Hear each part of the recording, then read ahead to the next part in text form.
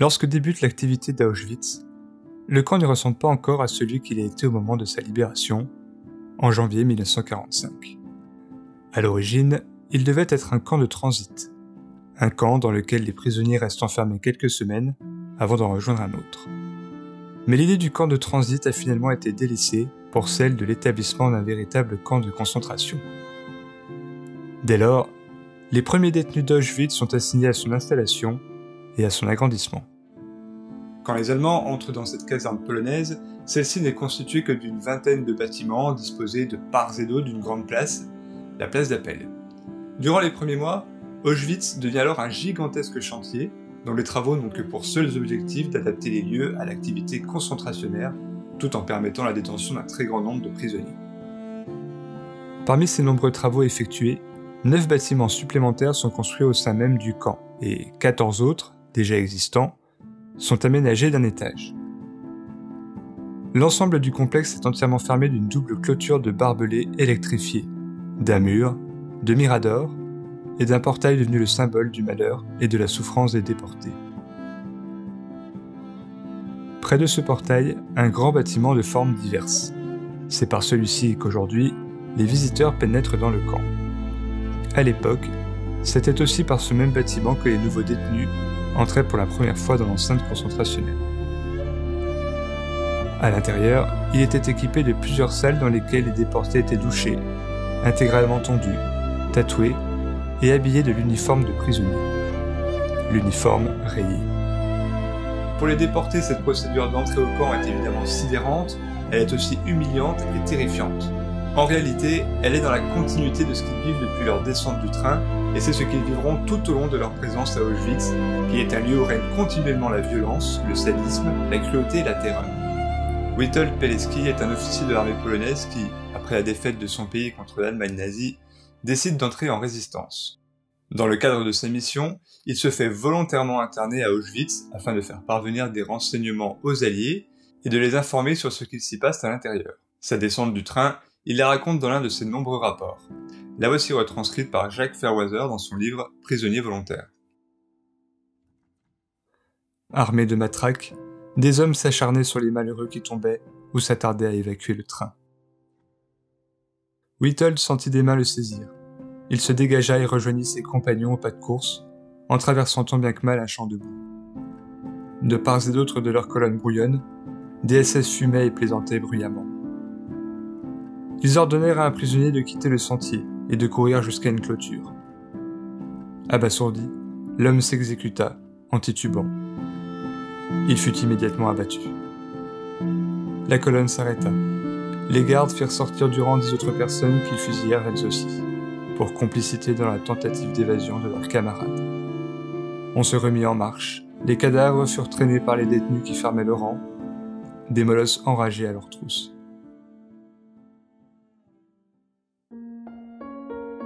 À Auschwitz, les détenus débutent leur vie de prisonniers par une mise de quarantaine de plusieurs semaines. Officiellement, cette isolation temporaire des autres détenus doit permettre d'isoler les malades porteurs d'éventuelles maladies contagieuses.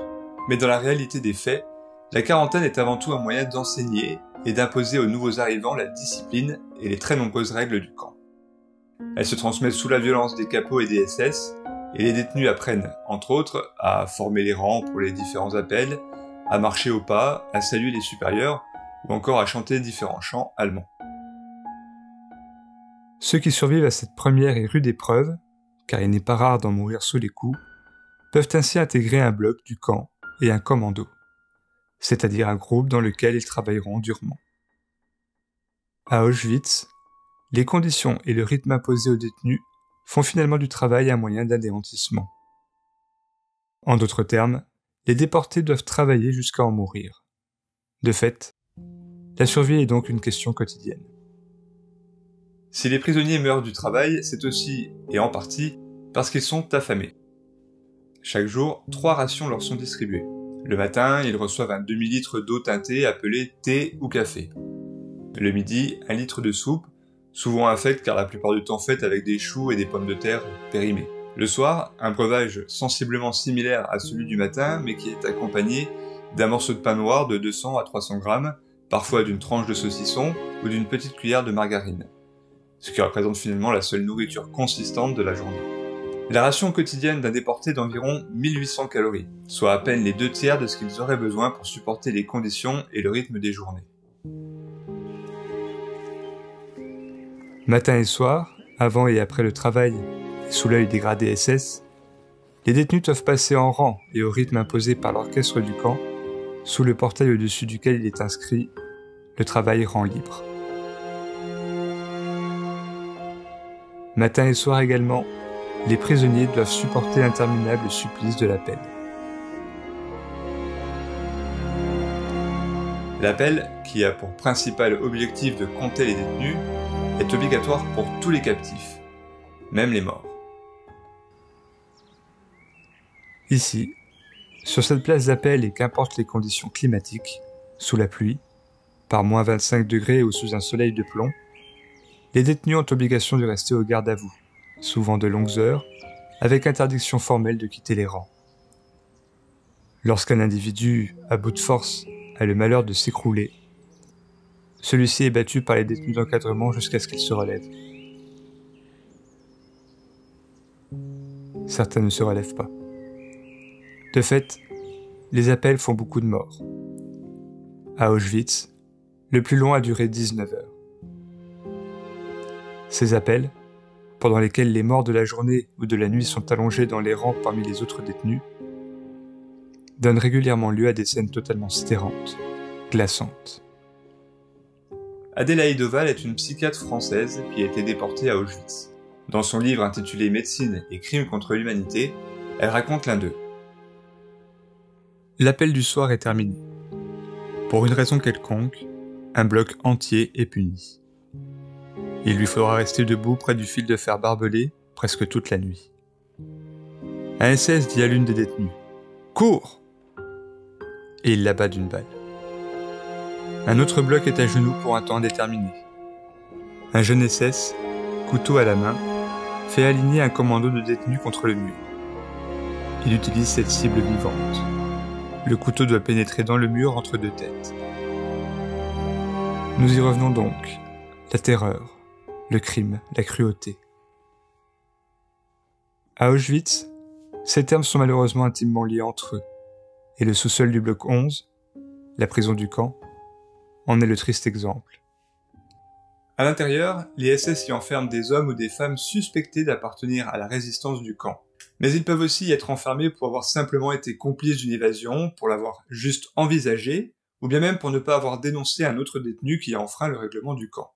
En fait, il ne suffit de pas grand-chose pour se retrouver emprisonné dans le bloc 11, et les raisons peuvent être aussi bien supposées que totalement fausses. Dans ce sous-sol sans lumière ni ventilation, certains détenus sont enfermés et condamnés à mourir de faim ou de soif. D'autres sont obligés de se maintenir en position debout pendant plusieurs jours et plusieurs nuits dans des cellules de moins de 1 mètre carré. La cour située entre le bloc 11 et le bloc 10 est un lieu où les détenus sont amenés à recevoir des punitions infligées par les gardiens du camp. De toutes les punitions pratiquées à Auschwitz, la plus courante est certainement la bastonnade. Debout ou allongés, les captifs sont frappés de la tête aux pieds à l'aide d'un gourdin, d'un fouet, d'un manche d'outil, d'une cravache en cuir ou encore d'une barre de fer. Dans bien des cas, la bastonnade se conclut par un meurtre. Au fond de cette cour, reliant les deux blocs entre eux, le mur de la mort. À cet endroit, les prisonniers condamnés sont assassinés 2 par 2, d'une balle de petit calibre dans la nuque. Au début du mois de septembre 1941, les murs du bloc 11 deviennent les témoins du tournant encore plus extrême qui s'amorce à Auschwitz. Au milieu de la nuit, probablement celle du 3 septembre, quelques 600 prisonniers de guerre soviétiques et 250 malades sélectionnés dans l'hôpital du camp sont gazés au Zyklon B dans le sous-sol du bloc, entièrement évacué pour l'occasion. Le Zyklon B, qui est jusqu'à présent couramment utilisé dans le camp pour par exemple lutter contre la propagation des poux, est pour la première fois, à Auschwitz, utilisé contre les humains. Celui-ci provoque une mort extrêmement douloureuse par étouffement, mais qui est aussi très lente, 10, 15, jusqu'à 25 minutes.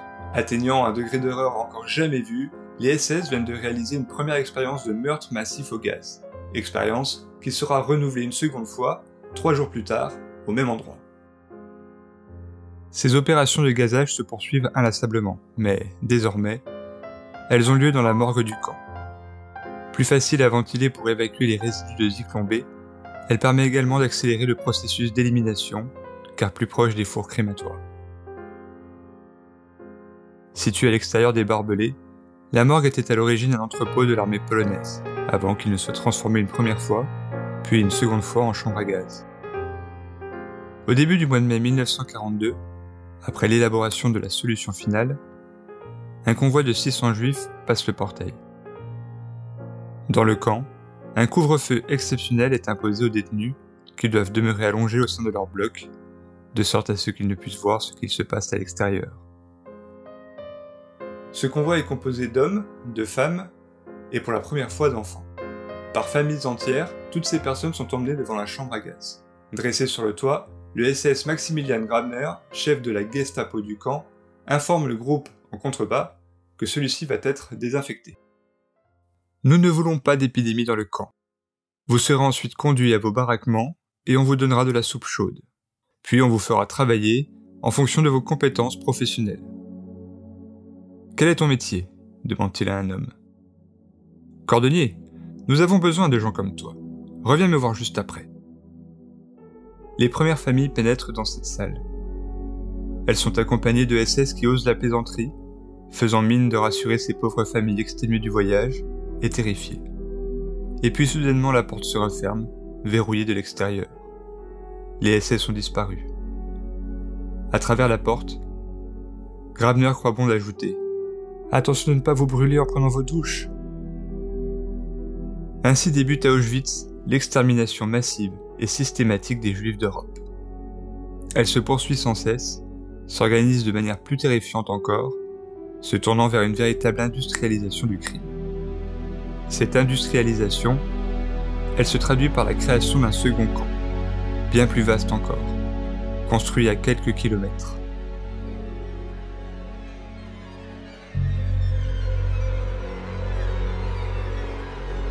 Auschwitz II, Birkenau.